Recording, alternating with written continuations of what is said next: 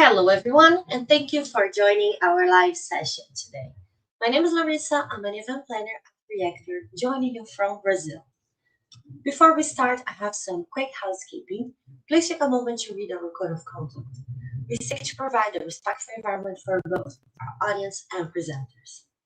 While we absolutely encourage engagement in the chat, we ask that you please be mindful of your commentary, remain professional and on topic. The session is being recorded and will be available to view on demand here on the Reactor YouTube channel within 48 hours. Keep an eye on the chat, we will drop the helpful links and checking for your questions. I will now turn it over to our speakers for today. So thank you all and let's welcome Andrew and Gaurav.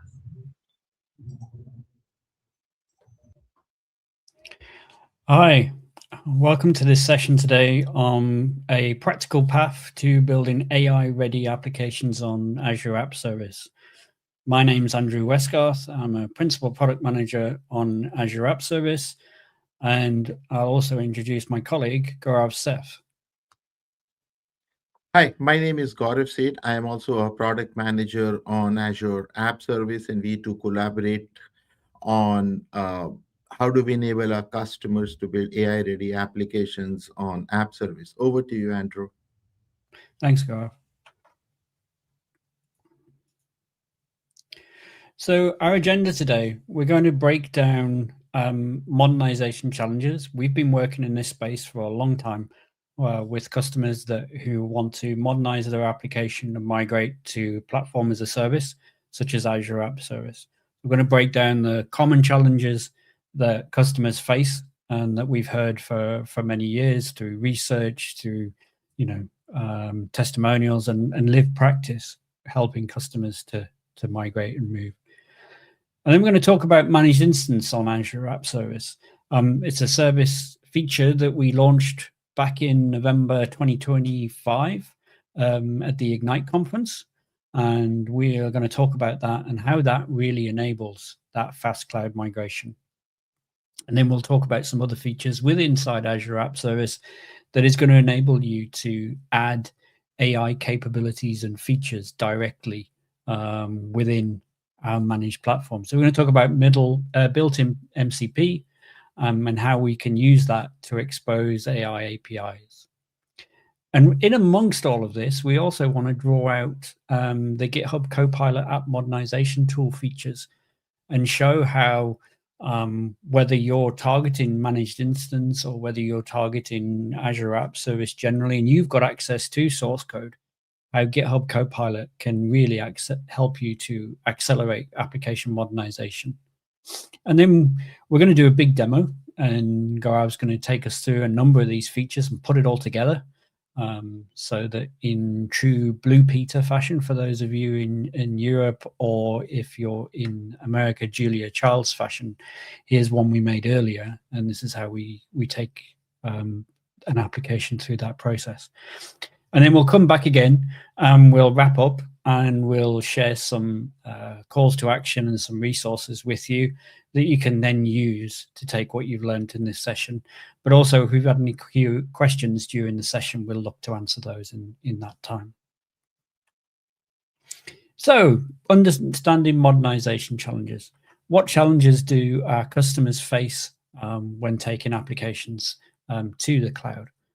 So, over many years, we've worked with a large number of customers, and in fact, in our lives before Microsoft, certainly for myself, we often face key application challenges and problems in being able to move from either single server to multi-server or single server to cloud. And what sort of things have we encountered? So legacy system dependencies. So often applications from many years ago, and even maybe some more modern applications, take a heavy reliance on specific operating systems and libraries. So for example, you take advantage of Windows. And so therefore you need certain capabilities, certain roles, certain features to be able to operate your application or to take functionality inside your application. Equally, there are certain libraries that are only available for certain OSs, but then they draw down and they complicate application migration. So some things that we can think of off the top of our heads. Azure App Service traditionally has a sandbox which blocks access to GDI libraries, system.drawing. That presents a problem for customers looking to migrate and modernize their application. Equally, maybe you use a reporting library from a third party, say Crystal Reports or something similar to that, and you generate PDFs, and they fundamentally call down to other libraries, but you need that dependency with your application.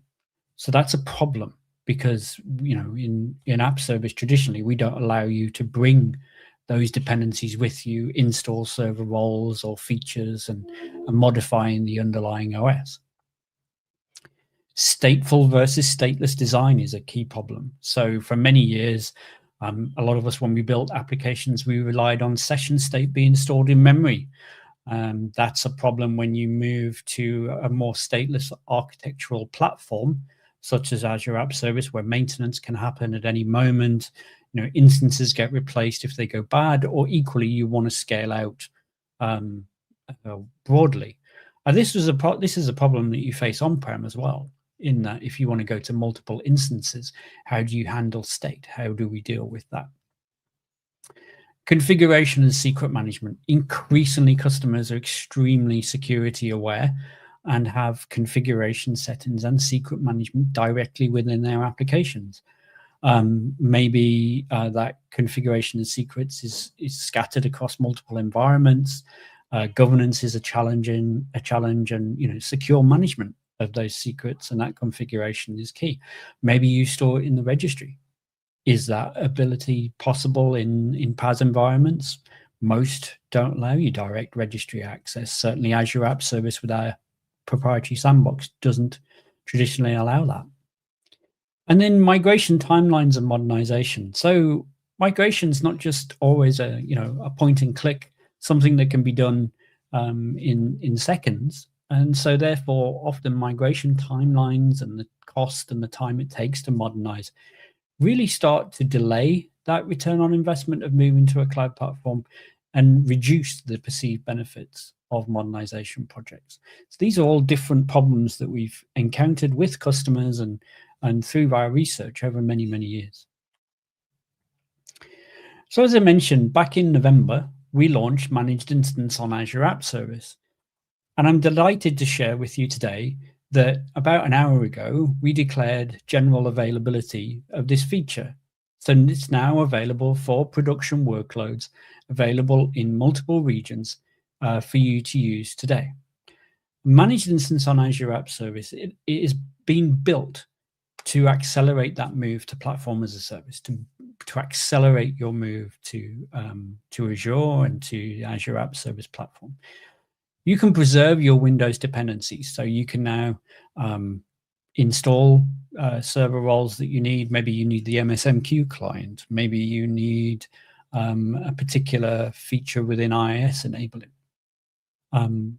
The idea behind this as well is that it can unlock massive scale. So Azure App Service plans can scale from 1 to 10 instances on our standard plans, but on our premium plans, on which managed instances on Azure App Service is built out for, you can scale out to 30 instances within a couple of clicks, instead of having to pre-provision physical hardware or VMs to do that. Our platform enables you to scale that out. The foundation that we built with inside Managed Instance is for minimal code changes. So the goal of Managed Instance on Azure App Service, because you can bring your dependencies with you, so maybe that's Crystal Reports, custom libraries that you've built, or maybe it's even an application stack that we don't natively support. So thinking off the top of my head, maybe something like Core Fusion. You've got an application that uses that runtime. We, Azure App Service, don't provide that, but with Managed Instance, you can install that runtime with your application. You can install your reporting libraries. You can call down to system.drawing, GDI, and be able to bring these things with you and not have to make it minimal, if any, code changes to take advantage. Maybe you've got a suite of applications that were written for you off the shelf, or they were written by contractors over years or members of staff, that you no longer have access to the code for, and you just can't make code changes. So you're stuck with some applications that you can't modernize. Managed instances is absolutely prime for that. So you can bring those dependencies and your configurations with you. Maybe you need to write to the registry.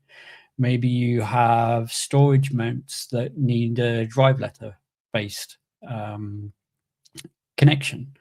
How do you bring those with you? With managed instance, we support all of this out of the box natively for you to actually take advantage. You get cloud native benefits. So immediately you get the ability to scale broadly and be on top of a very high available platform. By moving to Azure App Service, you can take advantage of zone redundancy. You can take advantage of multiple region deployments, put traffic manager or front door in front of those out of the box, in the same ways that you would do other applications. Security's been built into managed instance absolutely through every decision that we've put into it. So if you've got secrets you need to manage, you can store those in Key Vault and use Key Vault references to pull those out. We have certificate management built into the platform. Now you can take full advantage of that with your application estate that may be older or you didn't think you had a pathway to migrate and modernize. Operational offloading. So as I mentioned, Azure App Service is a platform as a service. We take care of patching the infrastructure and maintaining that and patching some runtimes. So for example, .NET Framework 4.8, we patch that for you on the managed instances. You don't have to worry about that. We take care of that. Same for some versions of .NET Core, etc. And we provide all of this scaling and the patching for you so that you can then focus your development teams and your infrastructure teams on monitoring and also bringing new features to bear, bringing new value out of existing investments rather than focusing on doing lots of VM patching and managing all of that. Incremental modernization. So for managed instance, for some, maybe a destination. You just need an application, you need to migrate it and have it running. Maybe you've got to exit a data center, something similar to that. Or maybe now you can do some incremental improvements. So start taking more advantage of the platform that you're built into with your existing applications, while also supporting some greenfield development or brownfield development of existing functionality. But by making that move, you can start to really accelerate your time to value by moving into the public cloud. So as I mentioned, secure data management integration through Key Vault. So we already have Key Vault integration for applications for your credentials and your configuration settings, but now with your file shares, so your storage mounts, or for your credentials directly inside your app service plan, you can now use Key Vault references for all of that. And that's endemic, not endemic, but fundamental into managed instance and everything that we built up. I mentioned storage mounts. You can use some local ephemeral storage if that's what you need, or you need to write to the local disk, or maybe you need to write to a remote file based storage mount. So that could be a UNC file path inside your VNet, or that could be to Azure files through a mount, and we expose those through drive letters.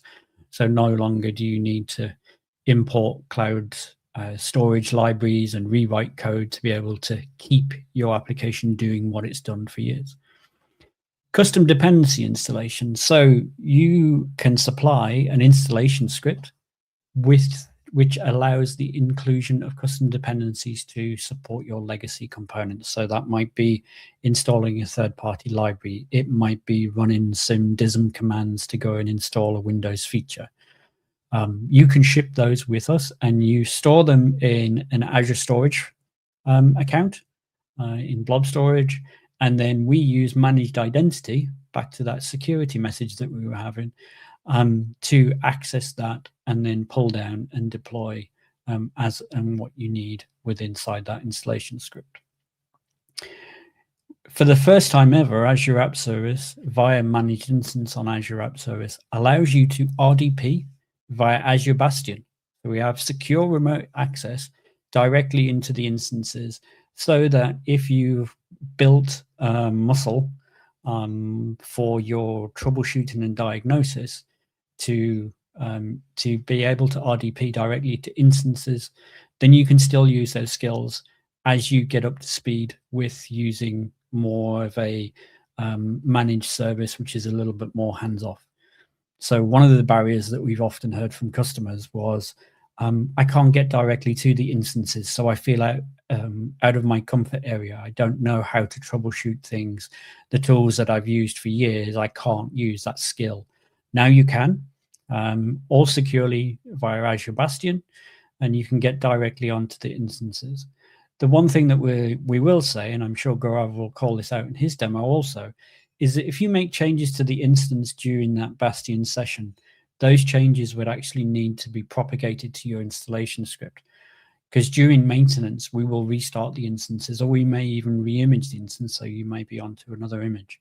And so therefore, any changes that you need to persist from that session need to go into your installation script. But it's a great way to debug or troubleshoot something, a behavior that you're not expecting. Dynamic scaling and maintenance. So Azure App Service has a number of different ways in which you can auto scale. And so you get the full advantage of that. So all of the things that you're used to within Azure App Service traditionally, you get for free by being inside managed instance, where it's just another feature within inside Azure App Service. The scale, the platform maintenance, then we can make sure that your applications adjust to demand. So if your application suddenly goes wild and lots of customers want to use it, you've been able to expose this functionality and get it to more, then we can scale out your applications as part of the platform. And because we take care of the maintenance, we're looking to minimize that downtime for you and plus the operations. Let's take a slight step to the left a little bit with modernization with GitHub Copilot. So GitHub Copilot modernization, this is a scenario where you've got access to the source code. So maybe inside Visual Studio, or you have a local repo, you can accelerate your development and refactoring of that application. GitHub Copilot App Modernization is an AI-assisted code modernization tool and agent, which will look at what you already have within inside your code bases, and it can refactor the code aligned with modern practices. So it can help you to modernize the code as it is without you having to do lots and lots of manual effort and try and retry. So Copilot will use its technology to actually do that with minimal errors. It also enables rapid greenfield development. So a Copilot can accelerate that by scaffolding APIs, tests, deployment scripts, and streamlines that prototyping. We have multiple supports for different languages, so .NET, Java, making it versatile. And we have tight integration with platforms like Azure App Service to enable faster cycles, improve code quality, and better collaboration amongst many developers. And we have support in here for managed instance. So if your target is managed instance on Azure App Service, Copilot App Mod is able to actually detect some of your dependencies and maybe generate installation scripts as and where needed, call out things that you need to do. But equally, if you've used this tool in the past and you've targeted App Service and you've got a list of things that you need to change to go to App Service Windows, now by targeting managed instance, you will actually get called out to say, nope, managed instance doesn't need this code change. You can move and improve as you are. So really shortens the cycle that you need to move through. Now, at the beginning, we talked about how to practically enable your applications with AI features on Azure App Service. And one key feature that we want to talk about, and Gaurav's going to demo here, is inbuilt MCP. Now, this is a feature we've launched in preview in recent months. And what this does is it enables you to have some AI integration with APIs that you already have. So by using built-in MCP, we're able to expose MCP endpoints for your APIs without you having to ship MCP code or anything to do to build that. Our platform will do all of that wiring up for you. All it needs is an open API spec, and then we can expose existing APIs, and then it allows seamless interaction between AI agents and existing APIs. And one of the key things you'll see here is that we've been talking with Managed Instance about bringing existing applications or even older applications. So maybe you've got an application that you have built APIs internally with inside, but now in this new world, you want to expose those APIs so that you can do new products, new agentic development. And you're thinking, well, that product I built 5-10 years ago, I don't even know what it takes to do that. Well, now with built-in MCP, we can really shorten that cycle for you and actually do it within a couple of minutes. Security and access control, you'll see this as a key message all the way through. Security is something that we think of all the time when we're building new features. And built-in MCP incorporates managed identity, OAuth, and role-based access control directly in order to secure and have auditable API interactions. So the connection between built-in MCP and your APIs, and equally to consumers of MCP endpoints, all goes through managed identity. It's all secure from day one. And this feature is also language agnostic. So if your application is .NET, so it's .NET Framework, .NET Core, maybe it's Java, maybe it's Node.js, maybe it's Python, maybe it's some other language, some other application stack, we can take advantage of that through that open API spec and then still expose MCP endpoints through your APIs, enabling that really rich and broad applicability across a number of different investments that you've already made. So if we look at a 50,000 foot in the air view, so we have in this example, we have obviously the internet, your clients on the internet, and they are then talking to an agent, or maybe it's the GitHub Copilot code editor. Then the traffic is secured via managed identity to the built-in MCP server that we've exposed. But that's exposing web APIs. And those web APIs are in your existing application that you migrated into managed instance on Azure App Service. So this feature is not exclusive to managed instance on Azure App Service. In fact, you can use it with every flavor of Azure App Service. So maybe you've got a application on a Linux hosting plan, or you've got it on a Windows hosting plan, or maybe you're an app service environment. You can still take advantage of built-in MCP server. But in this scenario today, we're talking about managed instance. And so therefore we're highlighting that in this case, maybe that application was written 10, 15 years ago, but you've got some web APIs that you'd love to expose to agents or to GitHub Copilot. And so now we're built-in MCP server. You can do that. And with that, that's a lot of talking by me. And now let's see it all come together. And I'm going to hand off to my colleague Gaurav, and he's going to do a demo all the way through of managed instance, but also with built-in MCP, and show you how you can really take advantage of this. Thanks, Andrew. So as Andrew mentioned, I am actually going to start with a classic framework web application.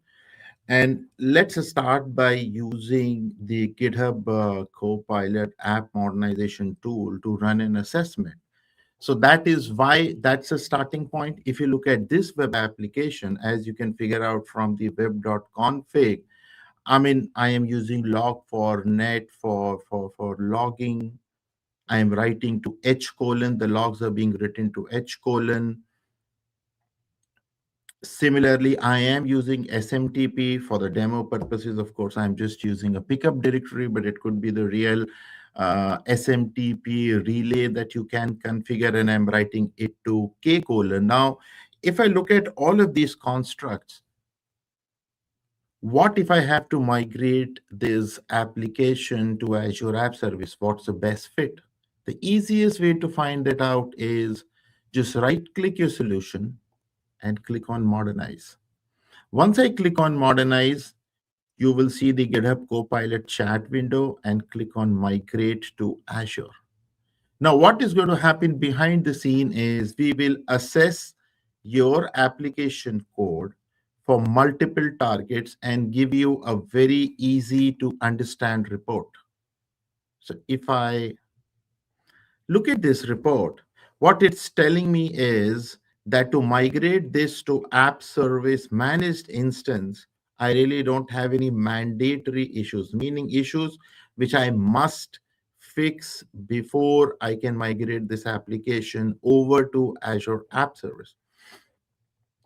And if I further dig deeper into the messaging, it is already telling me that if you are targeting managed instance on app service, I mean, you can still do application insights, or you can just continue to write your logs to a file system using the storage adapter functionality. Now, let me switch gear and move to another application. Now, if you see this application, this specific application is using queues, as Andrew was mentioning. I mean, this is using MSMQ queues. Now, let's go and do the same thing. Let's run an assessment.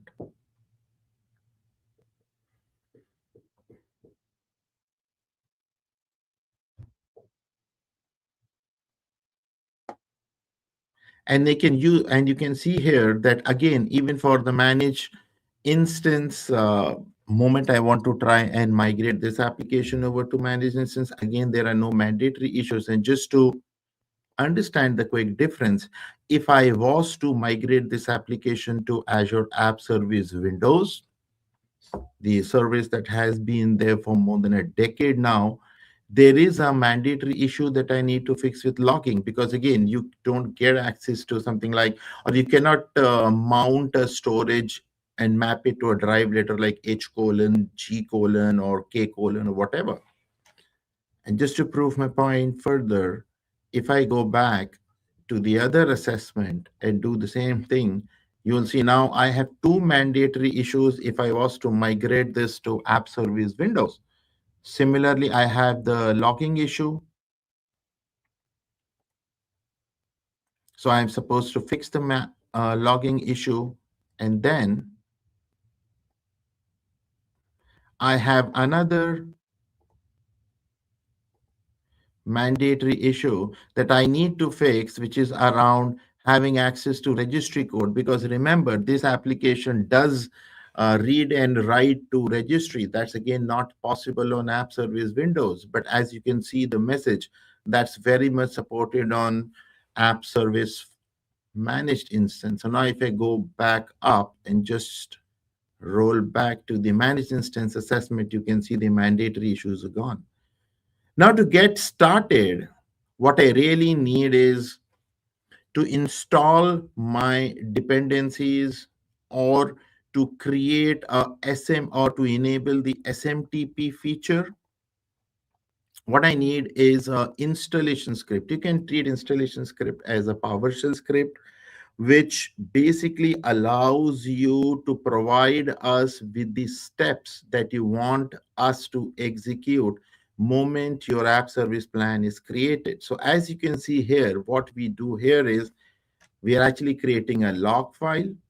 We are then enabling the SMTP feature at the OS level. And additionally, we are also configuring the SMTP pickup directory. Now, because this application also uses a Windows service to install the Windows service, again, what we are doing here is we are just in the installation script, we are giving the steps how to go ahead and install my Windows service, and then finally register the Windows service. So it could be a Windows service, it could be an MSMQ client, or it could be installation of a package. What if you want to install a custom component? Similarly, you do that. I'll give you another example. If I switch over, just give me a moment. So, okay, before I open this installation script, this is a zip file. What this installation script does, it basically goes ahead and install custom fonts. And you can see here, what I am doing here is I am saying run a recursive loop through all the fonts in the zip file, and then go ahead and install these fonts and also register them in my registry. Similarly, what I am also doing is I am saying provide additional permissions to the local mount h colon and install the SMTP server role. So the idea here is whatever we do, we should just be providing us a configuration script, and that's it. At the time of provisioning your application, we will take care of running the steps in the sequence that you have provided us. Meaning, if I go back to the top of this install script, what I'm doing is I will first install the fonts. I will then provide the additional permissions as needed, and then I will run the SMTP role. Now, this is very important concept to understand for the reason if there is a dependency, how your custom OS features or your installation needs to be executed, that's how you're supposed to do it. Now, once I have the installation script ready, the next step is I need to go ahead and create an app service plan targeting managed instance. Now, there are multiple ways that I can do that. This is your typical app service create experience. Now, I can either directly select web app for managed instance from here. Once I click this, I need to go ahead and select I need to go ahead and select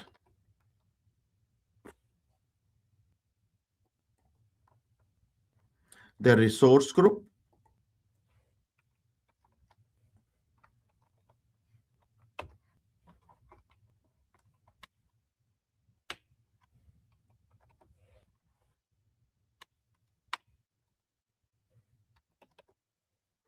I seem to be having some issues with my keyboard. Just give me a moment, please.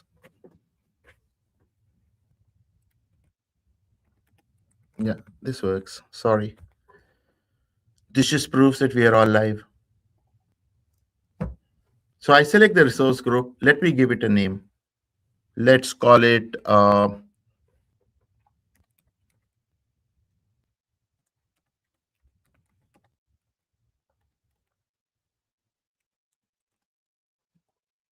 and let's select a runtime stack. Now, as Andrew was mentioning, you will see a limited number of runtimes. What this effectively means is that these are the runtimes which are available by default. But that does not mean that these are the only runtimes that we support. What if you want to do a cold fusion or maybe a Node or a Java? Again, you just give us the installer, give us the installation script, zip everything up together, and then upload the zip. And I'll show you how to do that. It's as simple as that. So this is just the default availability of runtimes, but this is not restricted, or managed instance is not restricted to supporting only these runtimes. Let me select 4.8. Currently, managed instance is available on following regions, but we will soon be enabling on additional regions. I'll select West Central US. Now I can either use an existing plan or create a new plan. And remember that managed instance on app service is currently supported only on premium v4. I can enable zone redundancy if I have to. I will now click on advanced. Now, this is where the kind of new experience starts for managed instance. What we are saying here is you need to give us a storage account. Now, this is your storage account where I have my installation zip uploaded. So that's my storage account name. I will now select the container, and I will have to type in the name of the zip file. The simple reason behind that is because the entire communication is secured over managed identity. So let me give the name of the zip file and select the identity. Why do I need a managed identity here?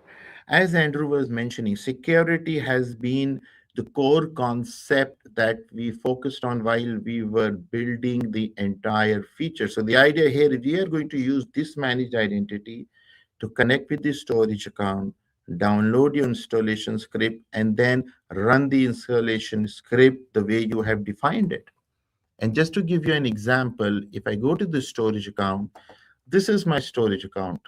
This is my blob container. That's a script container that I have used. And this is my zip file. So the idea is you create a storage account, upload a single zip file, which has all the required installers and a file called let's install.ps1. Once I've done that, I provide all the details. Now remember, eventually what we are going to do is we are going to create a web app as part of this app service plan. Now, if you want your web app, which is created as part of the default creation experience, you can get the code right from GitHub. And finally, if you want to enable VNet integration for your entire app service plan, remember that's a big difference. So far, for Windows App Service, you have been enabling virtual networking integration for an individual app. Now we are doing it for the entire plan. So all the apps within this plan are VNet integrated. I'm going to say, yes, I need public access. I need to turn on the virtual VNet integration. I'll switch on. And now you need to select a subnet which is delegated to your server farm object. Now, there's another important need for enabling virtual network integration.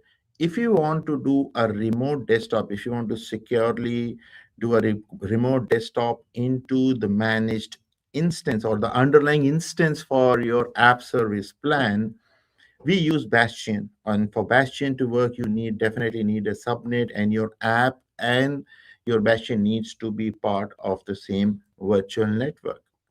Let's click review.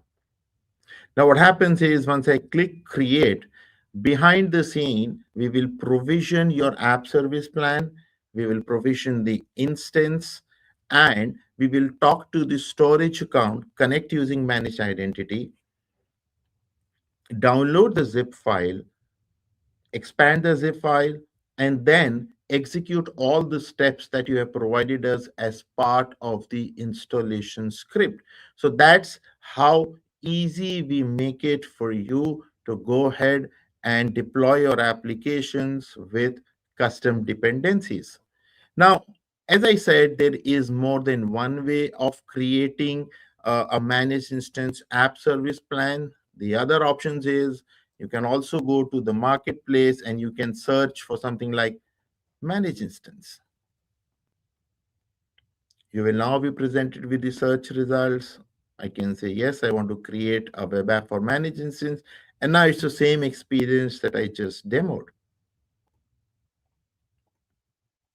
There's also third option. I can continue to go ahead and create a standard web application, give it the subscription name, the resource group, the web app name, select the runtime stack and the supported region. Now I can actually create a new plan. And you will see here that we have a new toggle called as managed instance. So let me go ahead and select the location,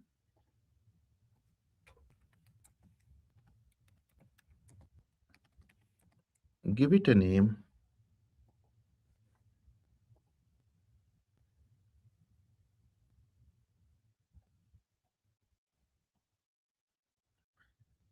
and select PV4.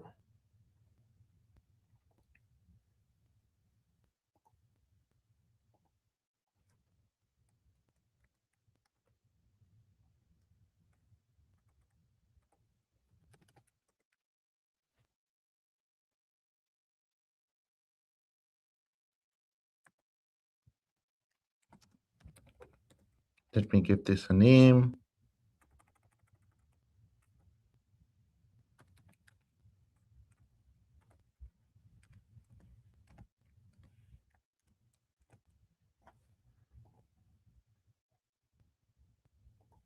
And when I create a new plan, let me, oh, okay, it shows the, because I changed the location. When that happens, you can see now this toggle becomes available. So what this means is once you create a new plan and you choose a PV4 region and the supported region, this toggle becomes active. If I enable this toggle, what is going to happen is we will create a web app, but the plan that we create is actually going to be a managed instance plan. And once the plan is created, you can go and run all the configurations that you need to. Now, in the interest of time, I have already created an app service plan, and let me show you what it feels to run the configuration. So you can see a new option called as configuration on a managed instance plan. And remember, this is the zip file that we provided. So that is what you can see here. If you want, you can delete the zip file. You can upload a zip file from here as well. And you can see I have already created 3 mounts. So I have a mount which is mapped to an Azure file, and the drive or the path over the drive letter k colon is k colon mount fs. Similarly, I have an n colon sample file share, and I have a local file share mapped to h colon. Let's try and create a new storage account. You can see over here, I have 3 options. I have Azure Files, I have Custom, and I have Local. Azure Files is basically mapping to if I go back to my storage browser, if I click on Classic File Share, so basically if you have a file share, that's where I am mapping it. And how I do it, again, I'll start by selecting the storage account. And I will now select the mount that I want to map to. Now, why do I need a key vault over here? Because remember, as I said, entire experience is built about integrating with key vault.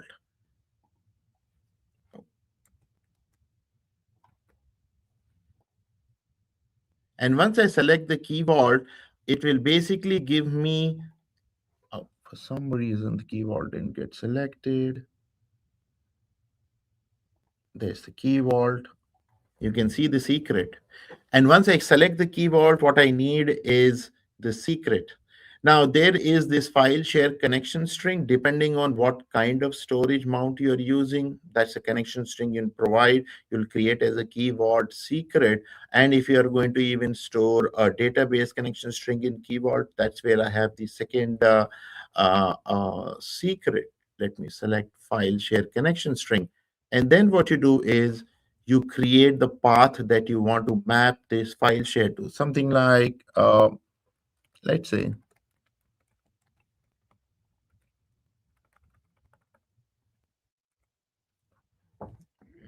w colon demo fs. Now I can also go ahead and map a storage mount to custom. What custom over here means is if you have a file server, the file server could be in Azure or the file server could even be in your data center. As long as it is reachable over the network, you can mount that. So that's another great advantage for managed instance. Local over here simply means that if you are planning to use a temporary or ephemeral storage, you just select, give it a name, and select the drive letter that you want. Similarly, for the registry adapter, you can see I already have created a registry setting, but I can go ahead and create a new registry setting. What I need to provide is the exact path, something like HKey local machine under software. So what's the path of the registry hive where I would want to go ahead and create my registry setting. And you can see here, we are again talking about uh, giving the path or the name of the key vault. Why we are doing it? Because again, as I said, the actual value of your registry setting is a key vault secret. While we enable the adapter, what we do is we securely connect to the key vault using the managed identity and populate the value of the key vault secret as the registry value. So that's how secure everything is. And again, it could be type string or D word. Let's see what we already have. And you can see here, that's the path. And the value of this registry setting is basically a database connection string just for demo purposes, which is stored as a keyword secret. And finally, if you want to enable RDP access into the underlying instance for your plan, you can enable that by using the Bastion RDP option. You need to allow. If you allow Bastion access, that's where you can do RDP into your app service. Since I've allowed that, I'll go to instances and you can see I have two options. If for any reason I need to restart, I can do that, or I can simply click on connect. I click on connect, and there you go. Now I am actually logged in securely to the underlying instance of my app service plan. Now, before I get into any descriptions about why we have this and what you're supposed to do, just a word of advice and a request at the same time. Please understand any changes that you are going to do during the RDP sessions are temporary. And why I say so, for any reason, if this instance is restarted, like we patch the runtime or we patch the underlying OS, the instance gets restarted, all your changes are lost. So the only way to do persisted changes or changes that you want to be repetitive in nature, you need to make sure they are provided to us as part of installation script, because not only across the restarts, but even across the scale out, scale ups, we persist those changes. So now if your application is on a single instance and suppose it moves to 5 instances, we will make sure that we replay your installation script and all the dependencies on all the 5 instances. So you can see over here that I have all the mounts correctly mapped on this underlying virtual machine. I have access to the IIS server. I have my site. I can go to regedit. I can see this. So the idea here is if you want to do quick troubleshooting, or if you just want to validate that everything has gone on well, that's where you should be using RDP. But and I repeat myself, for persistent changes, please use configuration script. So that's how you go ahead and configure a managed instance on app service plan, or you connect securely using instances. Now, this is my existing this is my existing web app on the managed instance plan. You can see here, if I click, it just works.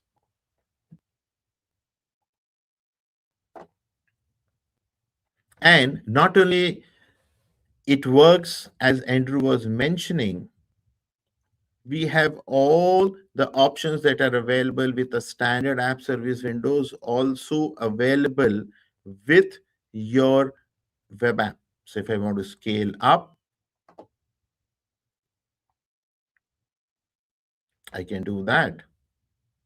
Or if I want to scale out, maybe I want to do manual scaling or automatic scaling or a rule-based scaling, that's available to me. So all the features that you have been using with app service windows are also available with managed instance on app service. I can configure monitoring. I even have access, so I can even create slots. So we have given you access to all the underlying goodies or all the features that you've been actively using on app service windows on managed instance on app service. Now, towards the final part of my demo, let's talk about, or look at a real life scenario that the application, the this application basically behind the scene uses a ordering API or an inventory API. Now that inventory API is key part of my supply chain. But we all know that we are trying to automate our business processes or workflows using agentic workflows. But I still want to make sure that the API, the REST API that I have for inventory management is still useful to my agentic workflow. What I can do here is I can go ahead. You can see I have already created a MCP server. Just to show you, if I click on edit MCP server, what I need to give is I need to give a display name, I need to give an endpoint path, and I need to provide the API spec path. Now, what is the API spec file? I'll quickly go back to Notepad. And that's my open API spec. So it's basically a open API spec 3.0, where I am trying to define all the different contracts that my API is exposing, all the methods. If I go back to the code just to prove my point, you can see here, that's my inventory controller. So that's my inventory controller. Now, to use all the methods within my inventory controller and expose them as MCP tools, what I've done is I've gone ahead and created the MCP. I've created the spec file where I've clearly defined and decorated my methods. And then I come back, upload the same spec file. And if you want, you can even go ahead and once I do that, we automatically pick up all the method names that are there and expose them as MCP tools. Now, the whole idea here is you have this REST API that is still critical to your supply chain, inventory management, ordering, or any other business, maybe an HR system or a finance system. I mean, any of those systems, your application is still your REST API is still very important. Just modernize and migrate your REST API and the entire application if it is having any other parts and components to manage instance on app service, and then use the inbuilt MCP server capabilities to go ahead and expose all the methods which were there in REST API as MCP tools. And now you can use these MCP tools as part of your agentic workflows. So that's the power for you to go ahead and reuse your existing business logic, modernize your application, give it the intelligence of AI. With that, I'm going to hand over back to Andrew.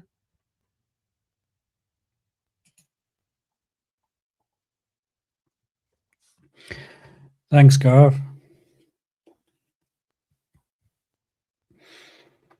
And so we're going to draw to a conclusion this today's session and share with you some next steps that you can take away with you as you look to take advantage of not just managed instance on Azure App Service for your modernization journey as you move and improve into PaaS, and also some resources that can help you take advantage of the built-in MCP functionality within Azure App Service. So, learning resources. So we have a GA blog post, an announcement for managed instance on Azure App Service. That's here in today, aka.ms.mi on apps app svc GA. which you can look at. And if you also search within tech community, you'll find our previous posts on managed instance on Azure App Service as well. When we launched the preview, we built a GitHub repository, which has got some sample installation scripts in it. So for setting up a number of different things that are common, I think we've got, for example, how to install an SMTP server, maybe install MSMQ, and Windows services, that sort of thing. We've got a number of samples in there, and we'll continue to add to those. But also the dev shop application that Gaurav used in his demo, that's also in there now. So you can go and pull that out. It's a .NET Framework application. It has all of the things that you saw as demo, local file shares. It has different server roles. It calls out to, I think it calls out to system.drawing. It does some PDF producing, that sort of thing. All different things that you can try and see this all up and running. After you've done that, you might want to go and look at the built-in MCP feature. So that was something we announced to build earlier this year, and it's in preview at the moment. So you can go and take advantage of that, not just with managed instance on Azure App Service, but every application that you're hosting on Azure App Service. It may be something really brand new that you've built in .NET Core or another language and you're hosting on Azure Linux. Go and take advantage of that. And alongside that, if you host your agents already within App Service, so yeah, Azure's got a number of different services, from Foundry to App Service to other places where you can host AI agents. We've expanded out the functionality to be able to have more observability of your agents. So there's another capability there that you can take advantage of to have a look at. So if you remember in the demo where Gaurav showed you where built-in MCP is all configured, there is also another tab inside there for the observability of your agents, something else that you can go and have a look at. And then our whole approach with this is to lift and extend and modernize your approach. So lift. First off, let's, instead of lifting directly to virtual machines, how about we lift to Azure App Service and to manage instance on Azure App Service? Because we're giving you all the functionality, but we're also giving you that platform management, that scale. So go and take a look at GitHub Copilot app modernization tooling, which is built inside Visual Studio. It's built inside Visual Studio Code. You take advantage of that out of the box and see what we've done there in those things. And these are pushing you to some resources that were announced at Build earlier this year. And then Gaurav also wrote a blog post on how he'd built some agentic IIS migration to managed instance on Azure App Service. So we encourage you to go and have a look at these resources. We're really, really excited to see how we can shorten your modernization and your migration and modernization journey and increase the return on your investment. So instead of you staring down the barrel of a project that could take 6, 12, 18 months, because you don't have that massive rewrite now, you can shorten that down to a matter of days or weeks even. And so really see some acceleration in that journey.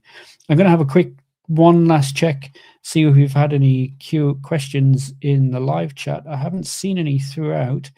But if you do have any that come up post this, feel free to engage with inside Microsoft Q&A.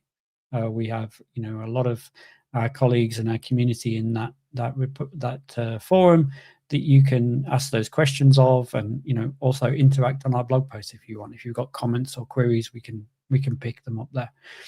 But thank you for your time today. We hope you've enjoyed the session, and we hope you go and explore all of the things that we've talked about. Thank you. Thank you so much. Thanks everyone for joining. Thank you. Thank you both, Andrew and Gaurav, for the session today. And thank you all for joining. We always look to improve our sessions and your experience. So if you have any feedback for us, we would love to hear what you have to say. You can find the link to our survey on the screen or in the chat. And we'll see you in the next one.